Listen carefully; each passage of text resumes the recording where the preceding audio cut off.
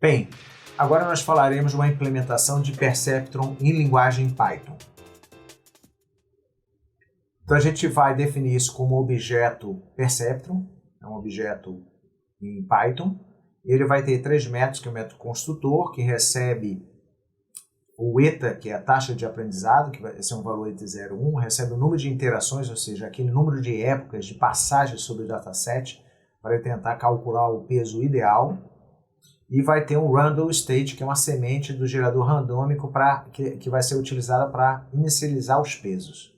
Então, basicamente, ele vai ter um método fit, que é o método de ajuste para treinamento do modelo, e aí ele recebe, como entrada, ele recebe os atributos, que é esse x, que representam é uma matriz dos atributos, e recebe o y, que é o rótulo das classes, dadas para o treinamento.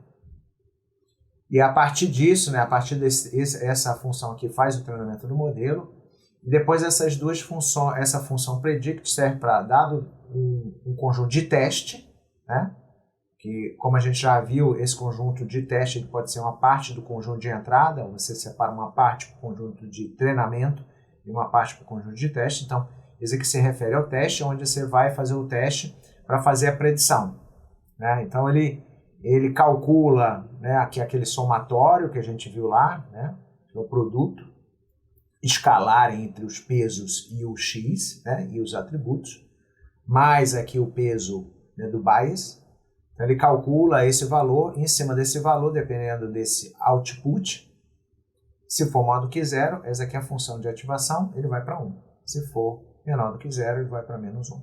Então, a predição é dizer se é 1 ou menos 1, a classificação binária. Correto? E, então, essa função, basicamente, tem um fit, que é o treinamento, e tem um predict, que você usa um modelo já treinado. A partir do modelo treinado, você já encontrou os pesos que você queria na hora que você fez o fit. Então, aqui simplesmente ele utiliza esse vetor de peso já calculado, já previamente calculado. Ok? A função de fit, como é que é ela? Eu não vou explicar em detalhe, deixo aqui como exercício de vocês entrarem também em detalhe, mas o mais importante é esse loop daqui que vocês têm. Então, assim, o primeiro loop são o número de interações, o número de épocas que vocês têm, e aí ele vai pegar e vai fazer o cálculo para atualizar o peso, daquela maneira como a gente tinha mostrado anteriormente. Então, ele vai calculando cada um dos pesos, inclusive o peso 0, os pesos xi, e todos os x, que aqui no caso ele vai variar o xi de acordo com o número de atributos que existem nessa tabela, nessa matrizinha aqui. E aí ele simplesmente guarda aqui os erros só para efeito de dados, para guardar os dados. Mas aqui ele treina o modelo e vai atualizando os pesos, Então, o que vai garantir a convergência aqui do melhor peso, com relação à predição que ele vai fazendo, vai ser o número de interações, o número de épocas que a gente dá como entrada. E aqui nessa linha negrita você vê que ele calcula o valor, a diferença entre o valor target, alvo, que ele já tinha, menos o valor predito. E aqui você tem a taxa de aprendizado, o eta, que é a taxa de aprendizado, que você vai...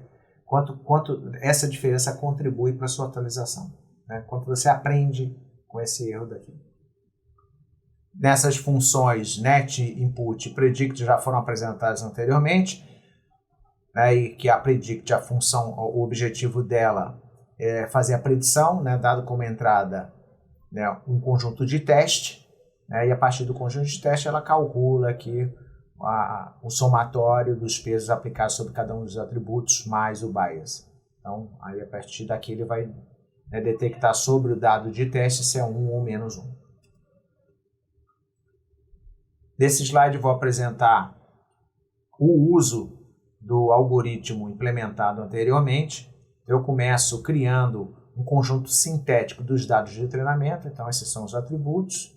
Esses aqui são os rótulos relativos àqueles atributos. A gente tem 2 atributos e são 3 exemplos. Aqui embaixo eu instancio o Perceptron passando para ele como parâmetro a taxa de aprendizado como 0,1 e o número de épocas ou interações, passagens pelo dataset, o número de 100 passagens sobre o dataset. Eu executo a função de fit ou de ajuste, né, passando os dados de treinamento que eu criei, sintéticos, né, e os rótulos dos labels. Em seguida, eu treino com um novo conjunto de dados. E aqui nesse exemplo, eu fiz de propósito, não peguei parte desses dados para fazer o treinamento, não, o teste. Então, eu crio um novo conjunto de dados e imprimo aqui o valor de predição desse resultado, que está aqui embaixo. Então, se eu for predizer aqui, eu tenho, né, eu dou como entrada 4,4 e ele, né, notem que o 4,4, a tupla 4,4 não existia lá no dataset de treinamento. Então, ele fez uma predição de -1 para a classe -1. Depois eu dou 2,2, ele fez para 1, né, de acordo com o que está aqui. E eu botei 3,3 e ele fez -1.